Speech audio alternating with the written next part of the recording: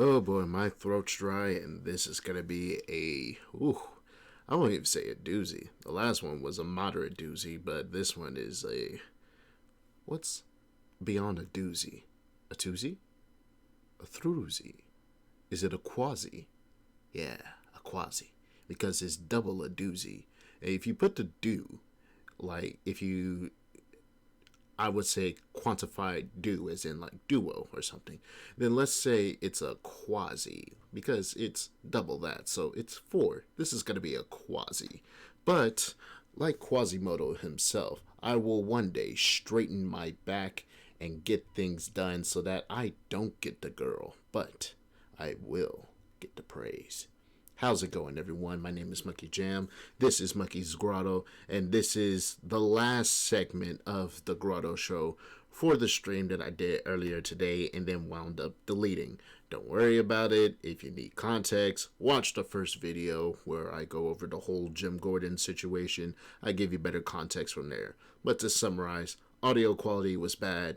I feel bad for pushing out an inferior product, especially with me being a small, minusculely, almost atomically small VTuber. However, I still have pride in my work, and that work did not fill me with pride. So here I am now, pushing out more videos than an NFT artist pushes out monkey images. However, with this one, I'm actually going to have to go just a little bit slower. Maybe we can get it under 10 minutes, maybe we won't. I'm not entirely sure, but I'm more than willing to try. Now, if you keep up with my Twitter, at JamMonkey, the JMR capitalized, you would know that periodically I would actually ask the VTubing community to go ahead and drop their lore, and one person actually gave me the time of day to go ahead and do so, by the name of Azalea, Mimiko, Morgan. Oh, wait, hold up. Was it Morgan Good? Morgan God? Morgengold. That's even better. Now, she decided to go ahead and drop her little story on me, and I decided to go ahead and roast it while offering slight criticism.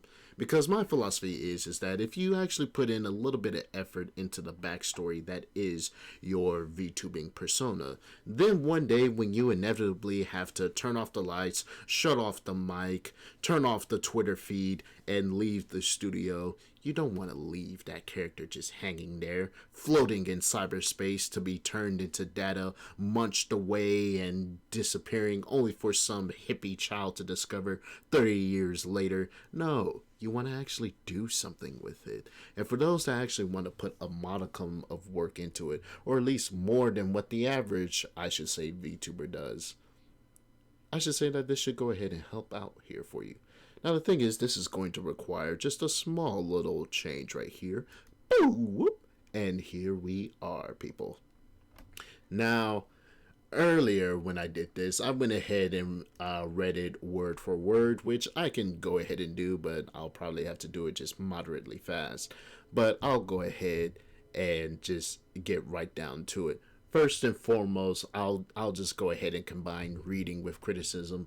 When it comes to doing your whole lore and background and everything, unless you truly have everything planned out, do not do chapters. Just do a summarization. Now you may be looking at me, but Monkey, you even said yourself that you had such a grand, spanning lore. You know, like, you said yourself that you would have to make, like, multiple videos and other things in order to properly explain it. Yeah, that's only if you actually want detail in it. A basic summary of me is that I'm a test subject made up of multiple, like, monkey DNA. I broke out a whole other bunch of people. We landed on an island. I had to defend my people against all the magical stuff on the island. That kind of made me a big thing when it comes to all the mystical creatures. Kept fighting until I was a big enough threat that the gods above did not like me. So they took me, threw me in a wormhole. Now I'm here with half my power. Boom. Done. So while I'm trapped here in a radio shack in the middle of a haunted forest surrounded by murderous moose, I'm just going to stream and read comics and do everything of that sort and just chill till I have enough power to either explore the world or go back home. See, now that's a summary. This is not a summary. Well, it is a summary, but it wants to be something more, which I'm totally fine with, but you gotta do something more. But anyway, let's get into it. Oh, so you're here to find spoilers, aren't you? Well, I'm not stopping you. Good, because we're not stopping. Can't stop, won't stop. This is the monkey show. No, it's not. This is the grotto show. And we don't have time for that. The beginning. Chapter 1. Chapter 1. I'm over here speaking cheems. Alright then. Once again, if this is just a basic summary of who you are and what you do, you don't need chapters. Unless you're going to go into in-depth detail on what your character is and how they are, do not do chapters, just do a summary. Now, mind you, Azalea's third language is actually English. I do believe if I looked at her profile enough, her main language is German, Deutsch. So there are going to be some errors in here that are just grammatical errors, but then again, I'm a loser with an English degree, so you can only do so much, especially with the clunky language that is English. I spent 4 years. Let's get going. It was an actually beautiful day in the exalted grounds. Why are they exalted? Who's exalting them? Why are they exalted? How do you quantify exaltation? I don't know. I need some explanation. I need some context for that. She, keep that she in mind, is very ambiguous, but that's our main protagonist. All right. She had not been home had not been home long enough since her last visit to another plane of existence for boredom to set in. Wow. So she's just here because she's bored. Keep that in mind. On the contrary, the traces of Vil's and her wild passion had only just healed. Who is Vil? What is Vil? Who is Vil? Well, I already said who. Who is Vil? What is Vil? Where is Vil? How is Vil? And why is Vil? None of these are explained. Moving on. But she knew the tingling sensation that took possession of her body. Kinky. She was being summoned once more. Okay. Cool. Sighing, oh my, she plucked Manju. Now, get ready for this, because this is going to be a triple combo of concepts. She plucked Manju from her rainbow-colored hair. Reading rainbow. Squeezed her squishiest sidekick lovingly before setting him down. Stroked Dara's back, Dara's, for some reason, and gave the dozing Omid, amid these nuts, a quick kiss on the head. She was able to take one last breath, to take in the wonderfully pure desert. There's nothing pure about the desert, honey. Where I come from, the desert is literally that desert. There's sand particles everywhere. There's sand beneath you, sand above you, sand in you. And whether or not it's burning depends on the time of day. Since it's sunlight around your time, you are breathing in hot rocks into your lungs. There are easier ways to cough, and I do not suggest coughing these days. Yes, and the smell of some warm sandstone. It smells like warm stone. Before her body dissolved, as if she had never been there. How did it dissolve? Why did it dissolve? Was it like shimmering, kind of like a shimmer dissolve? Did she melt? Was it like a boo whoop, like a fade in, fade out type thing? I need some. I need it. What's happening? The feeling of being pushed through several meters of jello. That is a line. Everyone observe this line. This is gold. Well, I would say it's silver compared to what's going to come up next. But this right here, I like this. This is visual. I want this level of relatable writing everywhere. I want it everywhere. I want it steeped in this. That's several meters of jello. I want that to be this. Because that is an image. I know that image quite well. I lived it. You think being thrown through a portal is a pleasuring experience? No. Imagine being pushed through several meters of jello, and then turns out it's not jello, it's multiple universes layered on top of each other, like a jello pudding. Ugh. However, it then goes into was normal as always. Now, this comment kind of destroys the whimsy of this. was normal as always. However, yes, she did just get done being summoned, so it's understandable. But I myself, as a person, just do not like that phrase. Was normal as always. Kind of ruins the whimsy. Like, oh yeah, this is normal. Then it's like, okay, well, why should I care about it? But the shortness of breath with which he had appeared in the summoning circle was definitely new. Something had to have gone wrong. She blinked and was about to brush a silky strand of hair behind her ear when she raised her hand to her eyes. But when she raised her hand to her eyes, she froze. Ooh. Spoopy. The silence in the summoning room. What kind of room is it? Basement? Bedroom? Living room? Den? Trunk in the back of a car? Like, what kind of room are we talking about here? Once again, I need some details. The silence in the summoning room grew more oppressive. Good use of impressive, but we need to know, like, what about it makes it oppressive. We know that the silence was there, but what's adding to the silence? I mean, we're not seeing anything. We're hearing nothing. That nothing is in our ears and is very oppressive. But what's the room? All right. The succubus. All right. So this statement right here, slap in the face, is very, very quick. It explains this, explains all that, but I would like a little bit more like hints that that's the kind of creature that we're dealing with. That's the type of she that we're dealing with. Let's continue. The succubus stared at her hands, which was simply no longer looked how they should. Now this aggravates me. This line right here. We don't know how they looked before because you never described how they looked before. Please, describe how they looked before. All right. Does she have donkey hands? Does she have hooves? Does she have claws? What kind of succubus are you talking about here? Insectoid? Pincers? Is it Mantis from the famous movie Kung Fu Panda? What are we dealing with here? Like, please tell me. I need to know. I need information. All right. I need visual cues. All right. That's what I need. Just a little bit of description. Just drip feed me. I don't need the whole bottle of Coke. Just pour me a small cup and I'll drink it happily. Let's continue. Ignoring the old gray-haired man, the wizard who dared to summon her. Now, I would like you to take this right here. This old great man, the wizard, does nothing with it. Watch and learn.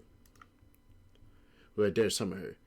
It wasn't easy to bind someone from another plane of existence to your own. You had to bind the demon to something, and the easiest choice was yourself, as this mage had done. But easy was not necessarily the wisest choice. With half an ear, she heard him intoning the banishment formula, but apparently it wasn't working. She lifted her gaze and fixed the mage's gray eyes. Well, I guess that was nothing. Have fun figuring out how to undo your screw-up. She narrowed her violet eyes, because the only way I can get home now is through your death. Now then, apparently there's two people in here. There is a younger mage. Watch. You really said that to my master. Indignation, surprise, and amusement mingled in the younger mage's voice. So, we went from there being one person to now there's two persons. There's a wizard and a mage. And apparently the wizard is the mage, but then it's also not the mage. How many people are in this room? Who summoned who? Who did what? We need a bit more dialogue. Instead of explaining how things go, have the wizard do it. Just like, hey, figure out how to bind this demon, dude. You got to figure it out. And then the mage impulsively says, well, I'll bind it to myself. Old guy's like, hey, that's not a good idea. Then our succubus says, well, guess that was a screw up. How fun messing that up. And now we know the color of her eyes. Brilliant. I don't know if she has crab hands, and I'm really interested if she participates in a crab wave. I need to know. Crab wave? That Cheem speak is getting to me once again. Let's continue. Because the only way I can go now through my death. Yep.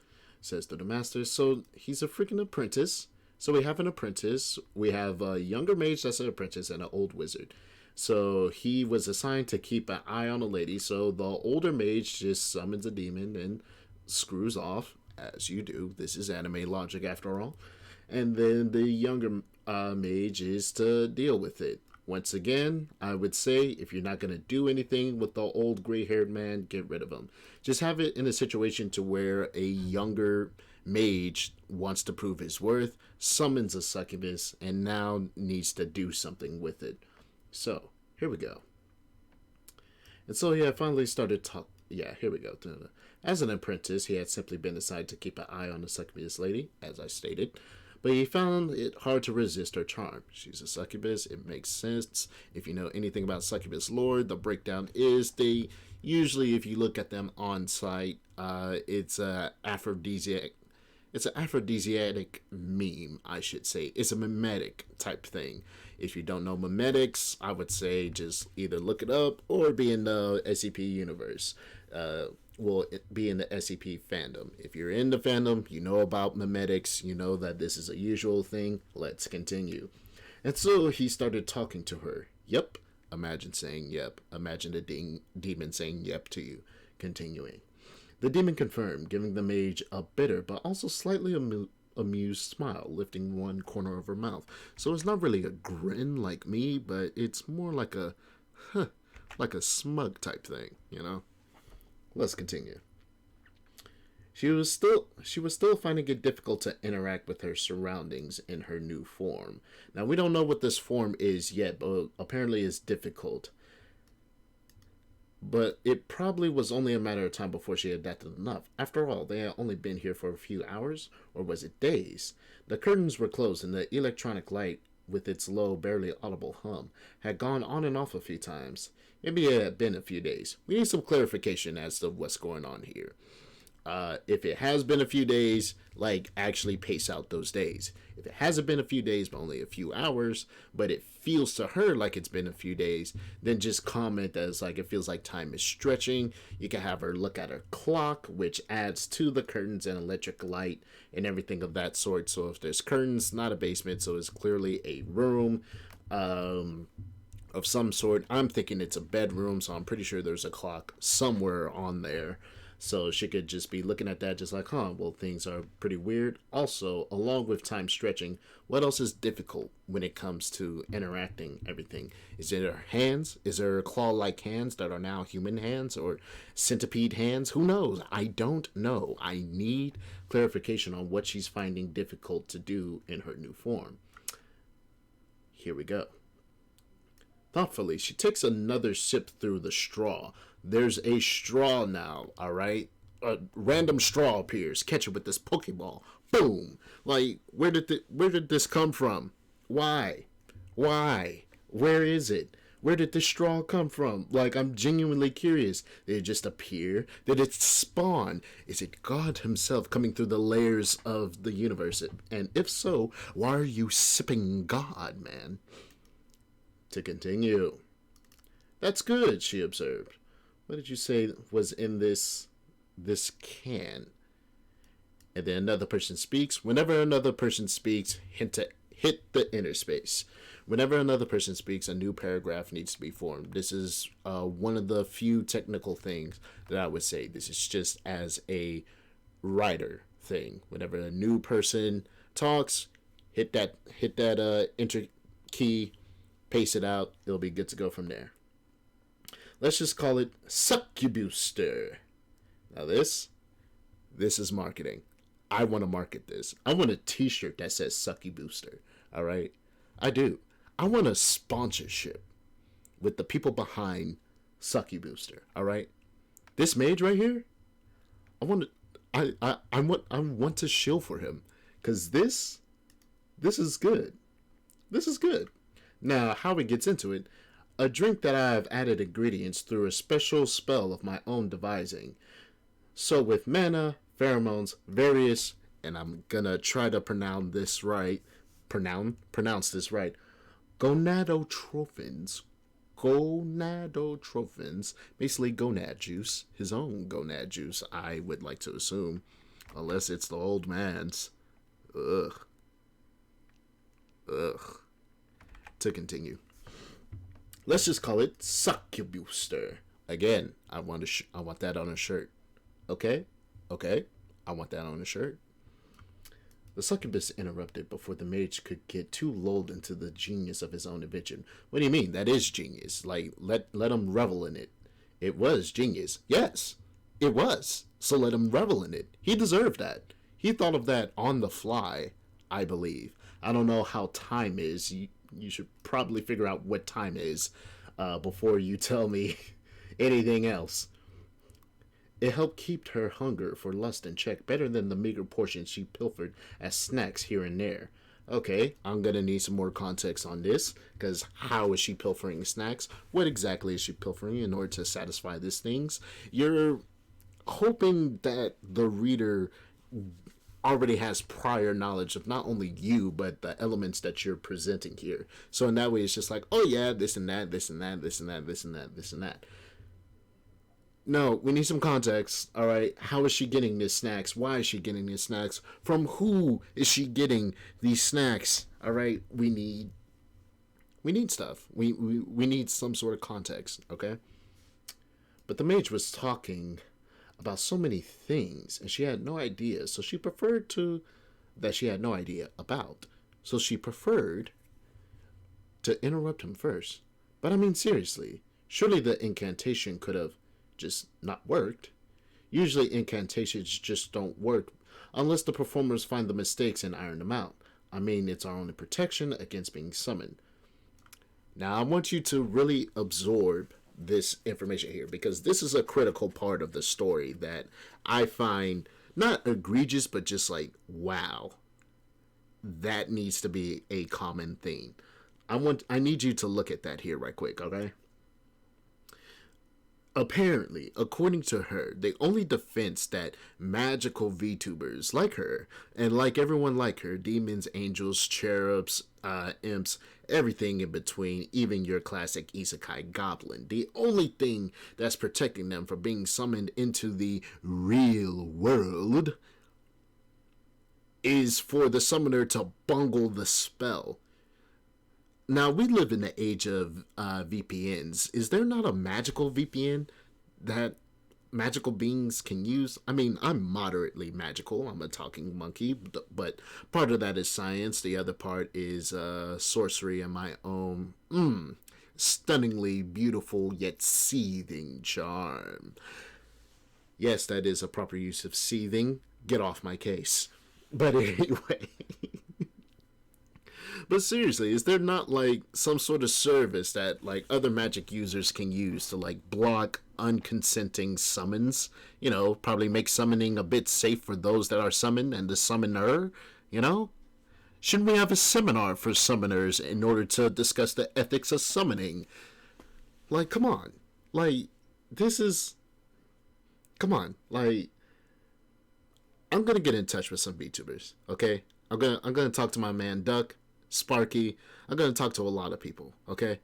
And I'm going to see if we can put together some sort of magical VPN. And especially now, since VTuber Prom is around the corner, there's going to be a lot of summoning, and I'm pretty sure there's going to be a few creatures that do not want to be summoned in such a violent manner. So thank you for pointing that out, Azalea, but still, this is a problem. She grumbled badly. Badly? She grumbled badly. What's badly? What's badly about that grumble? It was a bad grumble? How does one quantify a bad grumble? Is a bad grumble? That's a deep grumble. Is that a bad grumble? That's a heavy grumble. What kind of grumble are we talking about? Badly does not quantify that grumble. But I digress. But look, little mage, I look like one of those anime characters. I can't even do any hobby. So that was a little bit clunky, English, third language, so I'm willing to forgive a lot of things. However, A, why does the succubus know about anime? Why? And also, okay, so we know that this woman, this succubus, looks like an anime succubus, which is chill, but that doesn't really go into this, the top part. You know, the top part where her original form, once again, we don't know what she was, we just know what she is. And if you want to make that a central part of your story, because this is a transformation, the central theme here is the whole transformation thing and trying to get accustomed to that transformation. We need to know the before instead of getting used to the after, all right? Please and thank you. Awesome. The young mage, or little mage as she called him, rubbed his chin, his chinny chin chin, if you will. I have an old PC there. You can have it, but then you have to tell me your name. I'm not telling you my real name. No, no, no. The little mage shook his head placatingly and raised a hand. I have to give a name. I have to give the PC a name for its user. Now this is cute banter. I'm not gonna lie. But once again, space it. New person speaks. Enter key. Another new person speaks. Enter key. Same person. Don't press it. You don't have to worry about it. All right then. There was a silence for a moment, and then the demon sighed. The name I use is Azalea Mimiko Morgengold. An excellent name. And this is honestly an excellent story. A nice little reverse isekai, if you will. You know, kind of reminds me a lot of Kobayashi's Dragon Maid, where, you know, you got these magical creatures coming in, especially in regards to Shota and Luca, how their dynamic goes. It really reminds me of that. Major things is really just description. I want to know what she looks like. Why is Vil radiant relevant? And if he's not, get out of there. Why are the animals relevant? If they're not, get them out of there. Get rid of the old man. It's basically just stuff like get rid of things that don't matter. What really matters is the original form, the after form, the fact that this mage summoned her and screwed up, what this mage does in order to make sure that he doesn't become a victim, and how to occupy this new being's time as he tries to find her a way to get home. That's the ideas and the potential that's expressed throughout here is absolutely phenomenal. It just needs some tweaks, and I use phenomenal incorrectly. This is good. This is very good, but I see the potential for it to be great, or if not great, solid. And I will settle on a solid story more than a great story or a prophetic story. I will settle on solid, beginning, middle, end. Here was her day to day. She gets summoned. She gets summoned by a half-wit, a horny half-wit, if you will. So she has to deal with that. And not only that, her new form is very weird, and she has to do something about that. So before she can lash out in either anger or need, he finds a way to fulfill her need at this time. But now, since her basic needs are being met, she's bored, and she has to figure out how to do something. He gives her a PC and dedicates his remaining life to go ahead and get her back on her way home. A solid concept that I actually want to see more of. So Azalea Mimiko Morgengold, your story has very good potential. All right, your summary, your backstory, very good potential to be a solid backstory. Don't give me none of this chapter mess. You don't need a chapter. You don't need a novel. All you need is this format, some little edits here and there, and this by itself can be a solid story. Thank you for sharing your lore, and I do hope that you and me can contact each other sometime soon. Now, I hope that you guys actually enjoyed that, and that's going to be the end of the, I should say, rundown when it comes to me going throughout all the things that I discussed here today. All right. Now, if you did decide to watch all of this stuff, I am absolutely 100% thankful that you did. And I'll try to do more content like this while also making sure that I actually take the proper steps in making sure that everything that I record, will not only record, but just my audio in general, will actually be top notch to the point where you can both hear me and not have to suffer for hearing me. So if you can let me know that I did, a moderately good job, that would honestly help my day. You can tell me that in the comments below. You can tell me that on Twitter at JamMonkey, JM capitalized, the whole thing. Get yourself ready for some more content using my lovely little self, and you have yourself a good rest of the day. But until we meet again, take it easy, have fun, keep some music in your heart, keep on jamming. Monkey out, baby.